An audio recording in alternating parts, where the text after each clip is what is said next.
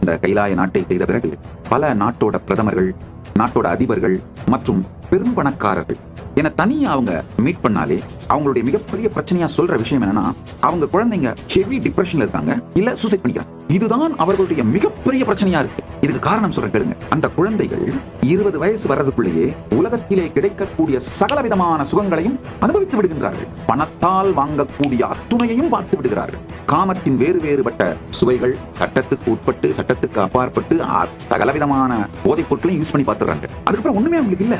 அதனால சூசைட் ஒண்ணே ஒண்ணுதான் மிச்சம் இருக்கு. அது தவிர எல்லாத்தையும் எக்ஸ்பீரியன்ஸ் பண்ணி முடிச்சாச்சு, சூசைட் பண்ணிக்கிறாங்க.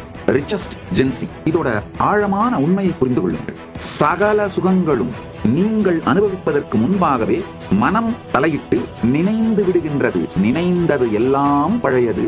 இருப்புக்கும் உங்களுக்கும் உறவே இருப்பதில்லை என்பதனால் எந்த அனுபவமும் முழுமையாக உங்களுக்குள் நடப்பதில்லை.